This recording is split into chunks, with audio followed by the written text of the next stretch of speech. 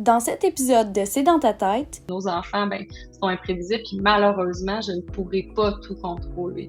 Oui, il y a certaines choses que je vais faire. Fait les choses que tu sais que tu peux contrôler, puis sur lesquelles tu as du contrôle, fais-le.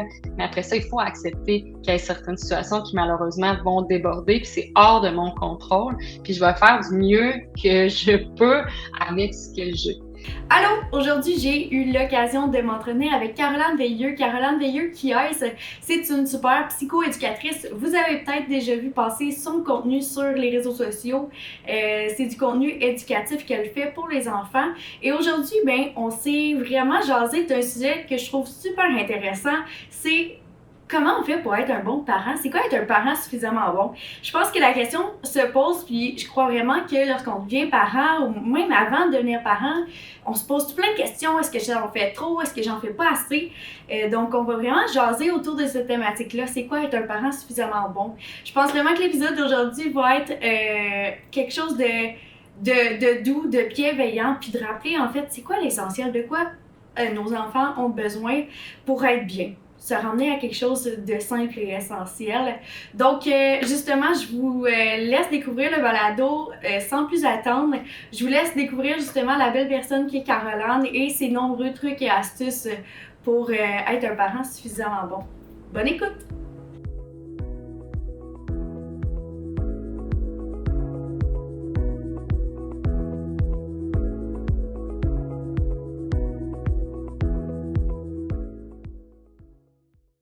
Salut Caroline, merci d'avoir accepté l'invitation. Merci à toi, Myriam, de m'avoir écrit. T'es super fine. Je suis vraiment contente. J'aime vraiment beaucoup tes outils. Pour les gens qui ne te connaissent pas, je vais te laisser te présenter un peu ce que tu fais, ton parcours universitaire. Ils savent seulement que tu es psychoéducatrice, donc tu peux nous parler un petit peu plus de toi. Oui, en fait, je m'appelle Caroline Veilleux, je suis psychoéducatrice, comme tu viens de le nommer. Moi, j'ai étudié à l'Université de Sherbrooke, j'ai fait mon baccalauréat et ma maîtrise à la même université. Quand j'ai terminé mon parcours, je suis allée travailler en pratique privée pendant un an. Ensuite, j'avais un conjoint qui m'a amené un peu à voyager avec son métier, fait que j'ai fait plusieurs places en peu de temps. J'ai travaillé à la protection de la jeunesse aussi à l'évaluation dans la région de Joliette. Ensuite, dans le secteur de la Beauce, parce que moi, j'habite à Saint-Georges-de-Beauce. Ensuite, j'ai travaillé en milieu scolaire pour finalement là, vraiment faire du privé et des outils d'intervention. La raison probablement pourquoi tu m'as trouvé sur les réseaux et non pas oui parce que je suis psychoède, mais on parle plus de mes outils quand on parle de moi. Donc c'est ça. La raison pourquoi j'ai commencé à faire des outils, c'est vraiment parce que quand je faisais des recherches sur Internet pour m'outiller, je trouve qu'on est super bon, les psychoèdes, pour évaluer des situations puis bien comprendre l'évolution des situations plus problématiques. Mais après, on fait quoi? C'était ça ma question. Donc, j'ai commencé à faire des recherches pour constater que le matériel n'était pas full à jour, ou du moins, ça me répondait peut-être moins à mes goûts de la manière que je voulais le montrer. Donc, j'ai commencé à faire beaucoup de matériel quand je travaillais justement à la clinique privée à Québec quand j'ai fini ma maîtrise. Puis là, toutes les filles, il y avait une équipe multi, psychoède, psychologue, neuropsy, travail social, il y avait vraiment beaucoup de gens qui me disaient, Crime, c'est beau, Caro, on peut-tu les prendre? Fait que là, je me suis dit, mon Dieu, je pense que ça répond à un certain besoin. Pour finalement laisser ça dans mes armoires quand j'ai travaillé à DPJ, on n'a pas beaucoup de temps, du moins pas de création. Donc, j'ai laissé ça dans mes armoires. Après, j'ai commencé scolaire. J'ai commencé à en poster sur les réseaux, puis ça a été exponentiel, là. J'ai vu que ça répondait à un besoin pour finalement, honnêtement, en faire 75% de mon travail au niveau de la création. C'est sûr que je voulais me garder des suivis cliniques parce que pour moi, ça me nourrit énormément. Je veux rester sur le terrain pour que ça réponde concrètement aux besoins des gens qui vivent la même chose que moi, ou qui arrivent dans des situations, OK, je comprends ce qui se passe, mais qu'est-ce que je fais après avec les parents pour bien leur expliquer dans un jargon que eux vont comprendre, que c'est simple, que c'est ludique, que c'est beau, et que l'enfant aussi, après, on va pouvoir faire du pouce, puis revenir à la maison avec les outils. Donc, c'est un peu ça, mon parcours, puis mon développement créatif, que je pourrais dire. Et que voilà. Oui, c'est vraiment super. Puis c'est ça qui est bien, c'est que tu travailles beaucoup avec les parents. Puis Ouais. justement, c'est ça que j'ai beaucoup aimé. C'est pour ça que je me suis tournée vers toi. Je trouvais ça assez complet. Puis justement, il y a quelque chose. Puis c'est drôle parce que j'en ai reparlé dans un kiosque il y a peut-être quelques semaines. Puis c'était quelqu'un qui avait même pas encore d'enfant. Puis elle me disait, j'ai même pas encore d'enfant. Puis on dirait que les gens autour de moi me pose des questions, puis je me mets comme une certaine pression, puis je Ouais. suis comme, mon Dieu, parlons-en justement de c'est quoi être un bon parent, tu sais, puis je Ouais. sais qu'il y en a plusieurs que justement, il y a ce petit stress-là à savoir, j'en fais trop, j'en fais pas assez, Ouais. euh, de quoi mon enfant a besoin. Donc, c'est ça, je voulais parler avec toi aujourd'hui, justement, je trouvais que c'était bien ton approche. C'est quoi, finalement, selon toi, c'est quoi être un bon parent? C'est de quoi que nos enfants ont vraiment besoin? Ouais. Tu sais, quand tu m'as approché, tu m'as dit, hey, Caroline, j'aimerais ça, au podcast que tu parles, c'est quoi être un parent suffisamment bon? Puis je me suis dit, crème, c'est tellement une bonne question parce que c'est différent pour chaque personne. Tu sais, il y a des gens qui vont venir dans mon bureau, puis pour eux, pour se considérer comme un bon parent, il y a certains critères, alors que pour d'autres, c'est complètement différent. Quand les parents arrivent, il faut comprendre qu'ils arrivent avec leur bagage, leur propre histoire de vie, leur éducation, leur façon d'intervenir. Donc, assurément que cette question-là peut se répondre de plusieurs façons. De la manière que moi, je le vois, être un bon parent, c'est un parent qui va être présent, qui va être bienveillant, qui va être à l'écoute, qui va être en mesure de passer du temps de qualité avec son enfant sans avoir d'écran, sans avoir de distraction tout le temps externe. On s'entend, surtout aujourd'hui en 2025, les écrans sont toujours présents, puis qui sont en mesure de bien répondre aux besoins de leur enfant. Quand on parle de besoins de leur enfant, oui, on a les besoins de base, donc autant au niveau de manger, d'avoir un toit, on s'entend là, les besoins qu'on connaît, mais surtout aux besoins d'affection puis de connexion qui sont primordiales au niveau de l'attachement puis de la relation que tu vas avoir avec ton enfant à long terme. Fait que tu sais, tout ce qui est le flafla après de lui offrir les plus beaux souliers de l'année, qu'il ait le style de l'année, qu'il ait les plus beaux crayons, peu importe, que sa chambre soit fantastique. On s'entend, là, tout le monde aime ça, les belles choses, puis l'humain aime ça, mais reste que pour avoir une connexion avec son enfant, mais je pense que c'est de là l'importance. Puis, mettons-le simplement, je dis simplement, mais c'est vraiment pas nécessairement simple. Comment justement on peut faire pour être proche de son enfant, tu sais, se créer Ouais, justement ce temps-là, parce que souvent, il y a cette balance-là dans nos sphères de vie, puis de se dire, mon Dieu, on est vraiment pressé. ouais, Puis oui, tu sais, il y a du côté de l'horaire des fois que c'est de voir ouais. qu'est-ce qui est urgent, qu'est-ce qui l'est peut-être moins, mais justement, c'est comment on pourrait justement optimiser ce temps-là quand, ou, tu sais, je le sais pas, être davantage Oui. présent quand on est présent, là. Comment on fait ça? Oui. De manière Ben, très... oui, premièrement, c'est de prendre le temps. Souvent, les gens vont dire qu'ils n'ont pas le temps, mais quand tu y penses, on est capable de prendre le temps. C'est que des fois, on le prend pas, malheureusement. Fait que peut-être cibler dans le temps des moments qui vont être récurrents, qui vont être constants avec l'enfant.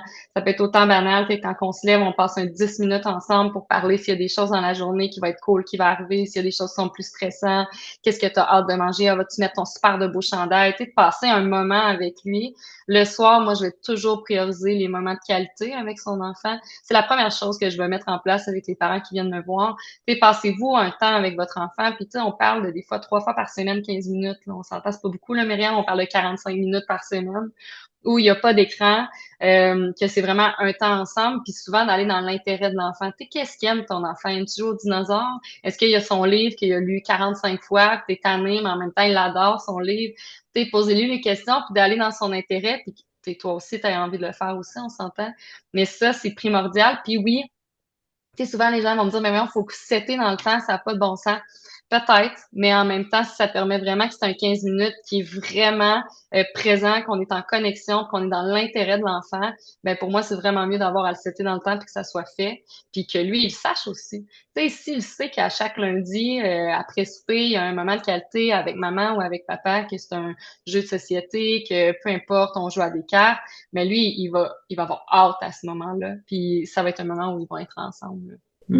Ça, j'imagine aussi, c'est hyper sécurisant justement pour l'enfant parce qu'il se dit, bon, ben, je le Ouais, sais, ce 15 minutes-là, il est là, il est toujours là. vraiment.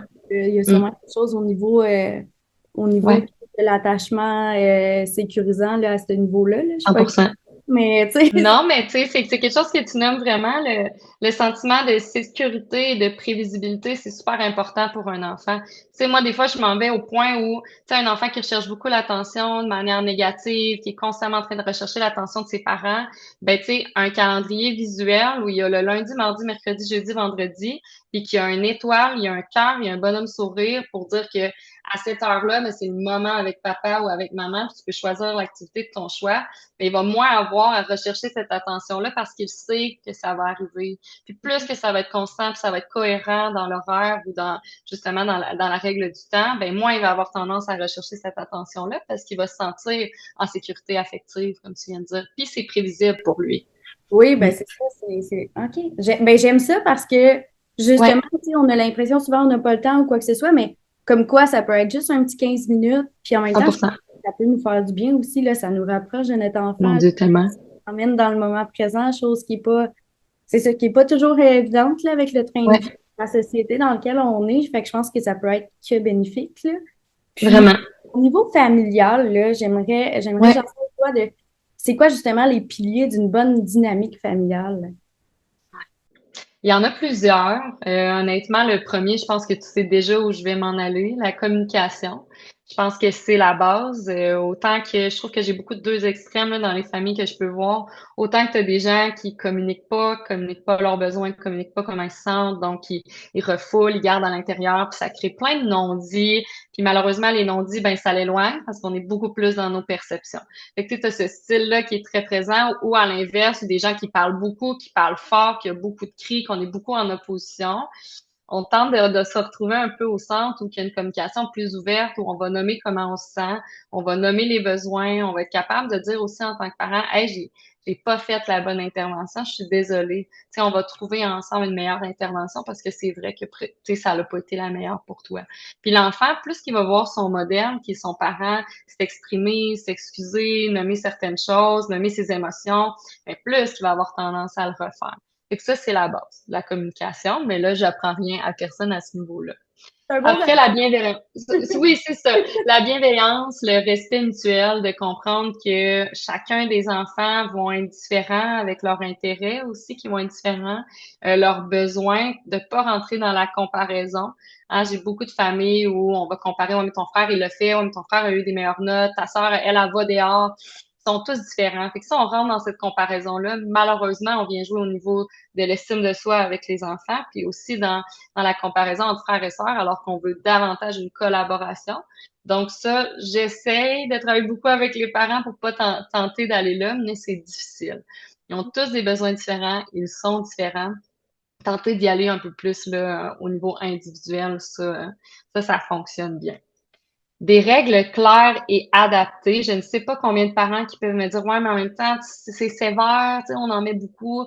Des règles, on s'entend, là, pas des règles coercitives ou des règles trop strictes, là, des règles qui sont bien mises en place, qui sont cohérentes, qui sont constantes. Je répète ce que je t'ai dit tantôt, ça l'amène de la prévisibilité, puis ça amène que l'enfant est en sécurité dans son environnement. Donc, plus il va savoir qu'est-ce que je ne peux pas faire, qu'est-ce que je peux faire, c'est quoi les conséquences qui sont associées à ces règles-là, plus qu'il va avoir tendance à respecter son cadre puis moins tester les limites. On sait qu'un enfant, son rôle, c'est de tester les limites dans son environnement pour savoir qu'est-ce qui fonctionne ou il fonctionne pas. Il ouvre des portes, mais quand il va le savoir, ben ça va l'aider puis ça va amener aussi une meilleure harmonie. Un peu comme les écrans, là, tu sais, des fois, ils peuvent passer 2 heures et demie, des fois 3 heures, des fois 20 minutes. Mais si l'enfant, il sait pas qu'il a son 20-25 minutes par jour puis c'est ça dans le temps, ou sinon, ben, tu perds le temps pour le lendemain, par exemple, ben, clairement qu'il va avoir tendance à tester à chaque fois. Des fois c'est 2 heures, des fois c'est 4 heures, des fois c'est 20 minutes, ben il sait pas, lui. Fait que tu sais, tenter d'avoir des règles constantes, cohérentes, on n'est pas trop sévère en mettant des règles. Au contraire, dans une société où il y a des règles, ça prend juste à notre enfant à bien fonctionner en général, autant à la maison, à l'école ou à l'extérieur. Ça, super important. Le temps de qualité en famille, on vient d'en parler, hein, de passer du temps sans écran. Je le répéterai jamais assez. Je dis pas que c'est négatif en tout temps, les écrans, mais au niveau de la connexion, ça nous a beaucoup séparés dans les dernières années. On est plus sur nos écrans et moins justement en connexion avec les autres. Fait que d'essayer d'avoir, tu sais, des vendredis spaghetti, vendredi cinéma, dimanche, je sais pas toi, mais chez nous, c'était dimanche spag, là. Tu sais, un peu des petits rituels comme ça qui nous amènent à manger tout en famille, d'essayer de souper aussi tout le monde ensemble. On s'entend que les horaires au niveau des parents, c'est pas toujours facile. Il y a pas tous des parents qui font des 8 à 4 qui sont en mesure de. Mais tu sais, au moins d'avoir une journée dans la semaine que vraiment on est ensemble, on n'a pas nos écrans, ça peut aider. Et Effectivement. le dernier, j'en ai beaucoup, hein, dis-moi Ben si non, j'en mais ai c'est trop. parfait. Oui, c'est bon. Parfait. Il y en a quelques-uns. C'est pas tant beaucoup, mais je pense que c'est Ouais. C'est un bon, puis ça fait vraiment un bon rappel aussi, puis je pense que ça peut être réaliste, justement, un peu pour tout le monde. Vraiment, Tu sais, c'est adaptable. Tout ça, jusqu'à maintenant, c'est très adaptable selon nos oui, réalités, effectivement. à tout Puis, le monde, si on est parent solo également, ça vraiment. peut être J'ai juste. tendance à parler plus de parents, mais tu as 100% raison, là, si on a un parent solo, pas toujours facile de le faire, vient beaucoup avec de la fatigue, de l'accumulation, mais quand même, tu sais, d'essayer de prendre quelques informations puis de les mettre en place, ça peut être réalisable.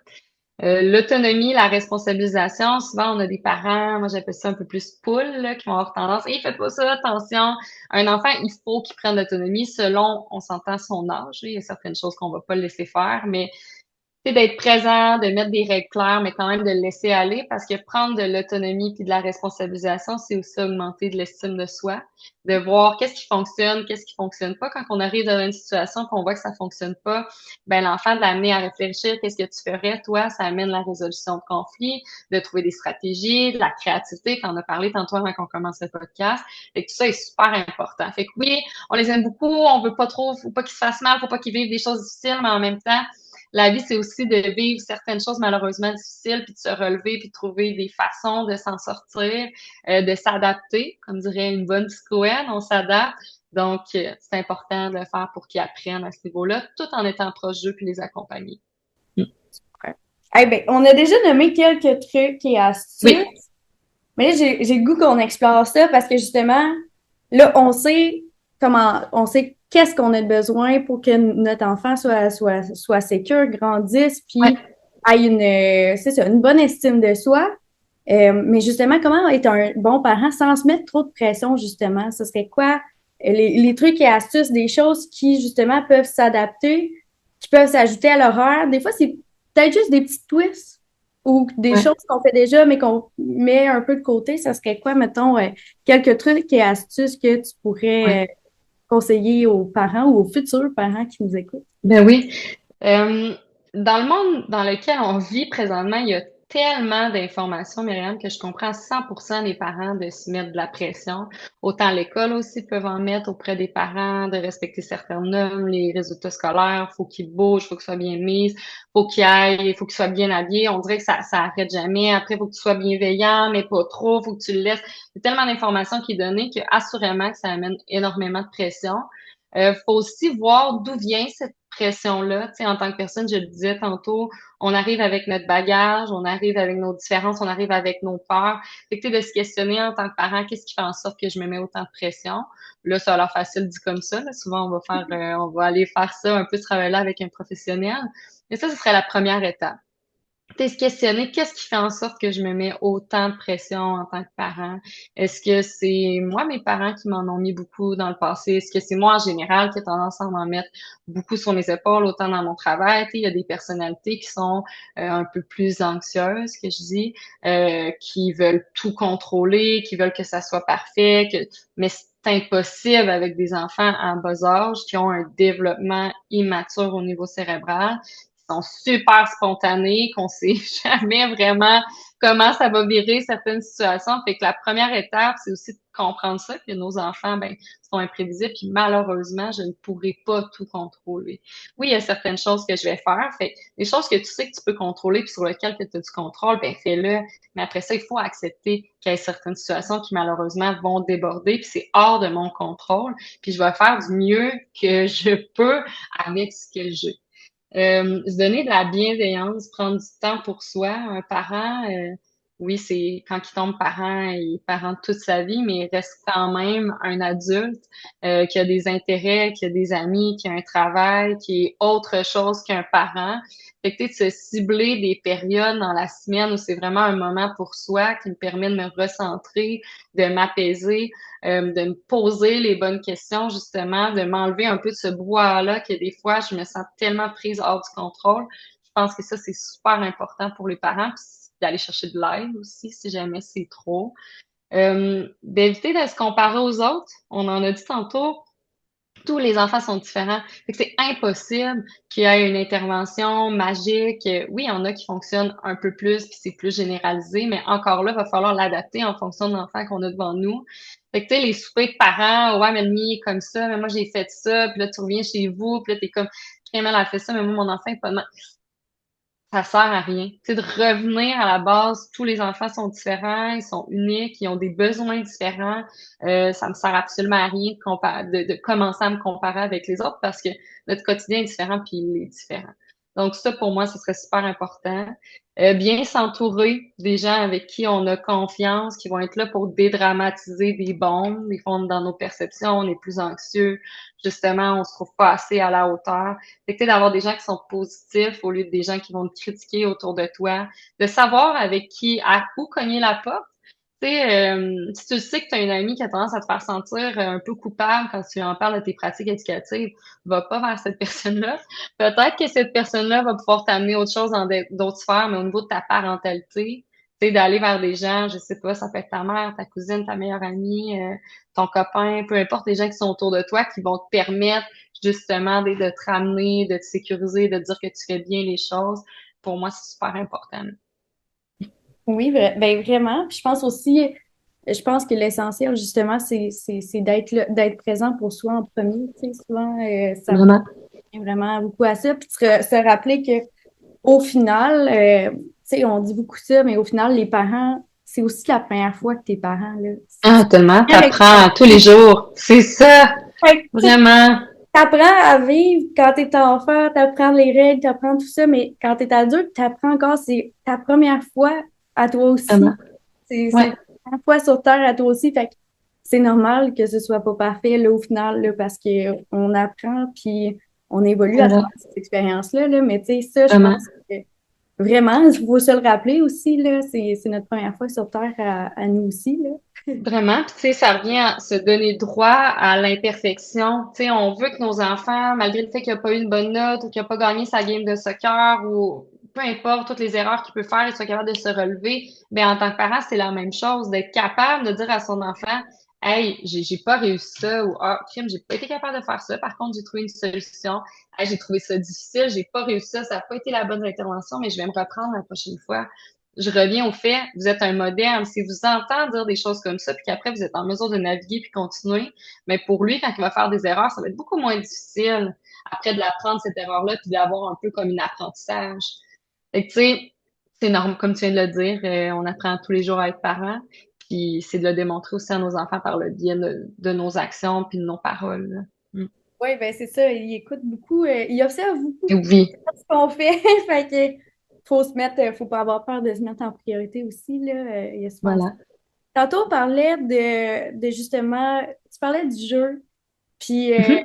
justement, tu sais, souvent, j'entends, j'ai des gens qui sont parents autour de moi, puis il y en a des fois, c'est comme, ah, il y a cette inquiétude-là à savoir, oh mon Dieu, est-ce que je le laisse jouer trop tout seul? Tu sais, est-ce que Ouais, je le laisse trop tout seul? Est-ce que je devrais tout le temps jouer avec? Est-ce que je devrais toujours l'occuper? Tu sais? Même ouais, chose pour le jeu risqué, justement, je sais que parfois dans les milieux éducatifs, ça sera, des fois c'est moins encouragé, des fois ça l'est plus. Euh, ouais.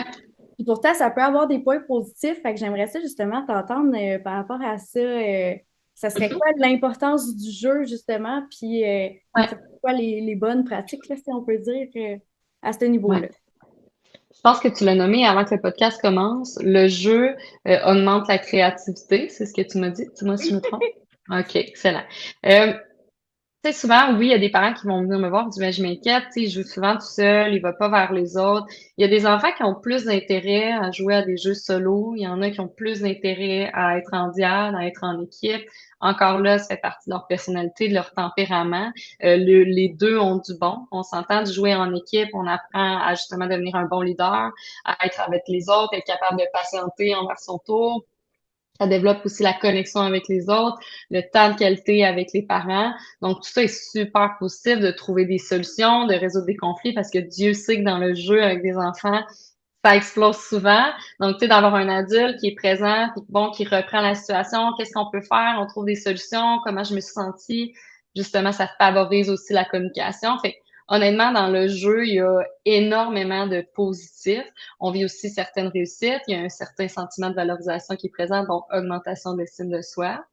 Tout ce qui est au niveau du jeu un peu plus solo, ben, tu sais, d'être patient, d'apprendre à jouer avec soi-même, d'être dans sa tête, d'être créatif, d'être dans son imagination. Fait qu'il y a vraiment beaucoup de positifs à le faire.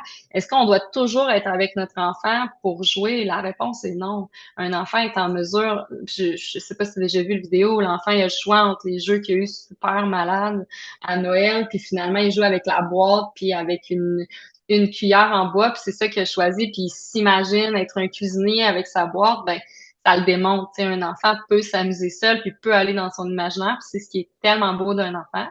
Donc, c'est ça. Fait que le jeu, ça amène beaucoup de choses. Là, tu m'as demandé des stratégies, ça, je me suis comme perdue dans mon... Ben, en fait, je pense que ça résume quand même bien.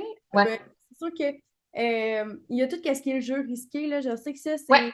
On n'est comme pas sûr, oui. on dirait, en tant que société, où c'est qu'on se dirige là-dedans. Mm, Est-ce qu'on les laisse faire? Est-ce qu'on les ouais, surveille trop, pas assez? Ça, mm, est-ce que c'est bon, le jeu risqué? Comment, tu sais, ouais, dans quelle mesure ça peut être bon ouais. aussi? J'ai le goût de Mm. t'entendre par rapport à ça. Ben oui, tu sais, le jeu risqué, on parle souvent, tu sais, un enfant qui va grimper dans les arbres, un enfant qui va jouer à l'épée avec un autre enfant, tous des jeux qui peuvent amener beaucoup de physique et beaucoup de conflits ou même de se faire mal. Est-ce qu'on en fait trop, on n'en fait pas assez? La réponse, c'est on va se trouver un peu entre les deux. Je pense que c'est super important dans les jeux risqués de venir mettre en place des balises, des règles qui sont claires pour que l'enfant le sache. Après, je trouve que dans les jeux risqués, par exemple en diade, là, j'ai une image en tête, j'ai des parents avec qui j'ai intervenu qui ont deux petits gars qui ont énormément d'énergie, puis que eux vont souvent vers la bataille, puis avec des jeux comme ça. Puis ils me posaient la question, tu sais, c'est correct qu'on les laisse jouer, en même temps ils ont du plaisir, mais en même temps des fois ils se font mal. Tu sais, la réponse est oui, c'est correct que vous laissez jouer. Par contre, il faut qu'il y ait un adulte sécurisant qui soit proche. Il faut qu'il y ait des balises, il faut qu'il y ait des règles qui soient mises en place, puis qui soient claires. Puis que quand ça va trop loin, vous êtes capable de les arrêter puis d'expliquer pourquoi ça va trop loin. Et ce que ça vient faire, ben l'enfant comprend un peu l'autre, de faire attention à l'autre, la bulle de l'autre aussi, de pas faire mal, de pas toucher au visage. Fait qu'il y a plein d'apprentissage qui est fait. Par contre, est-ce qu'on laisse un enfant partir dans un parc tout seul, monter dans l'arbre, si justement, c'est pas grave? La réponse est non. Tu sais, il y a quand même des balises, mais en même temps, il va découvrir plein de choses en le faisant. Puis ce qui est beau aussi dans l'attachement sécurisant, c'est un enfant qui va découvrir son environnement, qui va essayer des choses, et que si ça va pas bien ou il se sent un peu dépassé, ben, il va être capable de revenir vers son parent parce qu'il y a une sécurité qui est présente, puis il sait que son parent va être là. Fait que, est-ce qu'on en fait des jeux risqués? La réponse est oui. Par contre, super important de mettre en place des règles pour justement qu'ils soient en sécurité puis qu'ils apprennent à travers tout ça. Là. Ouais, ben hey, je trouve ça super intéressant parce que justement, il y a souvent ça. Je sais que dans mon temps, on jouait beaucoup au roi de la montagne et Oui, oh mon Dieu, nous, seul. on ne fait pas ça. Puis nous autres, on avait du fun. Puis je sais, quand t'es enfant, justement, t'es comme, mais pourquoi? J'ai vraiment Ben ouais, pas gros du fun. Mais tu sais, c'est ça, je pense qu'il y a certaines, c'est ça, il y a des règles, il y a des balises. Puis que je pense que, comme tu le dis, l'important, c'est d'expliquer aussi pourquoi ces règles-là, elles sont là. Parce que vraiment. faut que ça fasse du sens. Puis je pense que Ouais, c'est bien aussi que l'enfant, des fois, questionne certaines choses parce que c'est une certaine preuve d'intelligence en soi, là, que 100%. questionne. Puis je pense que ça fait partie du développement normal de l'enfant, dis-moi là si je me trompe. Mais tu sais, je me dis, Oui, ben oui, il y a ce dialogue-là aussi. Il faut que ce soit un espace de dialogue, là, justement, de voir ouais, possible, qu'est-ce qui n'est pas possible, pourquoi quelque chose n'est pas possible. Puis après ça, voilà. justement, ça va quand même aller de mieux en mieux lorsqu'on sait justement que Vraiment, j'ai pas le droit de faire telle chose pour telle raison. OK, ça fait du sens. On va vraiment. quand même plus facilement à autre chose, là. Cool. Puis tu sais, je prends l'exemple d'un enfant qui va jouer dans un module de jeu, puis la maman ou le père, elle fait attention, c'est full dangereux, tu vas tomber. Ouais, mais là, si tu fais ça, puis là, on est tout le temps en train d'y mettre des ici, ici, ici. Ben malheureusement, ce qu'on vient de démontrer à l'enfant, c'est hey, fais attention, ton environnement est super dangereux. Fait que qu'est-ce que ça vient faire? Ben ça l'augmente l'anxiété chez l'enfant, puis il a moins tendance à prendre des risques. Mhm. Puis là, c'est plus difficile de faire certaines choses. Là, il est plus anxieux, puis là, ça se développe. Fait que c'est important, oui, c'est important de mettre des balises d'attention. Si tu vas dans la glissade, il faut que tu t'assoies sur tes fesses. Il y a certaines choses à respecter, mais fais-le. Après, tu vas être full fier de toi, puis ça s'est bien passé. On le fait prendre conscience que son environnement n'est pas seulement dangereux, mais il y a quand même des choses à faire attention. Ouais, ben Hmm. c'est ça. Fait que mais c'est aussi nous se parler, je pense, parce que des fois, on est comme ah, Ça mon vient de Dieu, nos ben, peurs. Ben ouais. tu peux pas que ton enfant se fasse mal, là. Ben ouais. C'est juste normal, mais en même temps, tu sais, c'est ça, c'est de faire comme écoute, fais attention, voici les règles, mais après ça, Voilà. c'est peut-être justement quand il y a une certaine prise de risque d'évaluer, tu sais, justement, là, pas faire quelque chose de vraiment dangereux sans surveillance, mais de laisser un Exact. certain espace où est-ce que il y a prise de risque, on le sait, puis Oui, c'est pas comme rien. exact. Gardez ça, on va être là s'il arrive quelque chose. C'est ça. C'est ça l'essentiel, autrement dit. Mais vraiment. Puis autant à l'adolescence, là, tu sais, on parle beaucoup pour les Mhm. petits, mais ils arrivent dans une phase où ils ont full besoin d'indépendance, ils ont besoin de prendre le contrôle, ils ont besoin de prendre des initiatives. T'es encore là en tant que parent pour lui rappeler les risques de certaines choses. Tu vas pas faire à sa place. Mais tu sais, il faut qu'il explore. C'est normal qu'il le fasse. Puis oui, il va en faire des erreurs. Puis des fois, il va se péter à la baboune. Puis ça va être triste pour le parent d'avoir à reprendre ça pour l'ado aussi. Mais en même temps, c'est comme ça qu'il a appris aussi, tu sais. Il Mhm. sait qu'il peut revenir à la maison puis qu'il y a un endroit sécurisant à qui il peut en parler. Donc, c'est ça, en fait, qui doit être mis en place. Mm. Vraiment super. Fait, en gros, là, pour le mot de la fin, j'ai dû te laisser un Ouais, petit mot de la fin. Tu sais, on a beaucoup parlé, tu sais, communiquer, sécurisant, règles claires. Fait qu'en ouais. gros, être un bon parent, si on peut dire ça comme ça, parce que c'est ça, c'est différent à chacun, mais ça pourrait, tu sais, ça se résume en quoi? C'est une bonne question. Pour moi, je répète un peu ce que j'ai dit tantôt. Tu sais, être un bon parent, c'est un, d'être en mesure de se questionner d'où est-ce qu'on vient, hein, c'est quoi notre bagage. Pour moi, ça, c'est super important de prendre conscience de tout ça parce que des fois, je vais juger sur certaines choses qui viennent même pas de nous. Tu sais, le cerveau reproduit ce qu'il a vécu. Donc, tu sais, d'avoir eu certains modèles, parfois, parentaux, qui étaient pas toujours adéquats. Puis là, des fois, on juge parce qu'on a tendance à le remettre. La première, si tu es en mesure d'être questionné puis en mesure de changer certaines choses, c'est déjà une bonne chose pour moi. Après, d'être en connexion avec son enfant, d'être en proximité, d'avoir une communication qui est bienveillante, de répondre à ses besoins qui sont différents pour chacun, de respecter cette individualité-là aussi, de pas trop se mettre de pression sur les choses sur lesquelles on n'a malheureusement pas de contrôle. On fait ce qu'on peut avec ce qu'on a et ce qu'on a vécu. C'est pas parfait, puis ça le sera jamais. C'est ce qui est beau, en fait. Chaque enfant, chaque parent a son histoire, puis c'est ce qui fait en sorte que c'est unique. Donc, j'irais comme ça. Est-ce que tu Ah, rajouterais quelque chose, toi? mon Dieu, je pense l'importance de prendre soin de soi aussi. Ouais, folle. Je trouve ça super important parce que Ouais, quand justement quand on prend soin des autres, on a peut-être tendance à se mettre un petit peu de côté, mais tu sais, c'est ouais, important aussi, là, on est à la base de tout. Fait que si on prend soin de soi en tant que parent, on est en tant qu'adulte, ben, on est probablement ben vraiment. plus présent pour ses enfants aussi là, par la suite. Fait que tu sais, Ouais, pas hésiter justement de ne pas se sentir coupable ou de prendre des moments pour soi aussi quand on devient parent, vraiment. je pense que c'est Puis vraiment. souvent, ça vient avec beaucoup de culpabilité de pas être présent pendant certains moments, mais en même temps, c'est aussi une façon de montrer à son enfant, hey, maman est allée prendre une marche parce que ça lui fait du bien, parce que pour elle, ça lui permet de se centrer puis de se connecter. Tu sais, ça fait juste apprendre à ton enfant que c'est important de prendre du temps pour toi. Toi, c'est quoi? C'est de lire un livre, c'est de dessiner, tu vois, tu prends du temps pour toi. Maman aussi, quand elle prend son bain pendant 15 minutes à la salle de bain, ou qu'elle est en train de marcher, ben, elle prend soin d'elle pour être après une meilleure maman puis être plus disponible. Puis c'est important de prendre soin de soi. Juste d'avoir ces discussions-là avec l'enfant, ça va le développer dans ce discours-là, puis il va avoir tendance à le faire lui-même à l'âge adulte, à l'adolescence, ou même quand il est petit aussi, là. Oui, ben c'est Mm. ça. Puis je pense qu'il y a aussi, justement, tu l'as nommé, ce sentiment de culpabilité-là, mais Ouais, je pense que c'est important justement de se dire que justement, ils apprennent beaucoup par ce qu'on fait, par là. imitation. Exact. Oui, puis c'est ça, je pense que c'est important. Puis par le fait même, ben, s'il sait, tu prends du temps pour toi aussi, il se Mais sent oui. pas non plus laissé de côté, là, je pense que ça vient Ben, peut-être. c'est sûr qu'ils se sentent un peu laissés de Oui, mais tu côté, sais, pareil. on va Mais être par le bien des choses, le temps, exact. Avec le temps, ils vont finir par comprendre ce principe-là. ben, Mais c'est ça. c'est sûr que, Pas oui. demain matin, mais plus Non, exact. À long terme. Euh, je pense que c'est ça. Je pense que ça vient avec une bonne Ouais. communication, mais tu sais, à long terme, ça fera pas. J'ai été abandonnée à chaque fois que Mais non, mes parents exact. prenaient une marche, là, par exemple. Là, c'est sûr Non, qu'au voilà. début, ça peut être plus difficile parce que justement, Ouais, surtout si on n'a pas l'habitude de le faire, là, évidemment. ouais. Et, c'est plus cet aspect-là à long terme. À long Oui, terme, ouais, est-ce que, bon, surtout si c'est nommé, tu sais, en soi, là, c'est pas ouais, je peux pas passer du temps avec toi, c'est j'ai besoin de mes moments moi aussi. ouais. Puis je pense que les effets positifs aussi de prendre du temps pour soi va se faire ressentir. Là, je pense que Mhm. les enfants, bien que dans une certaine immaturité, là, comme on le sait, à cause que leur cerveau Ouais, est en développement. Je pense que ouais, malgré tout, sont très intelligents et sont capables de voir justement quand on va ben bien, oui. quand on va moins bien. Fait que, Mais tu sais, ça se ressent sur eux, en fait. oui, ouais, ben, Beaucoup. c'est étrange, là, un peu, là. Vraiment.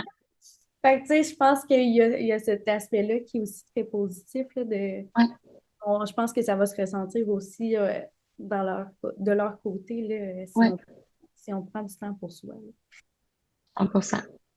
Eh bien, super. Ben, merci beaucoup, Caroline, pour Ben, merci à toi, Myriam. vous écoutiez le balado C'est dans ta tête, le balado qui vise à créer, développer et renforcer la santé mentale.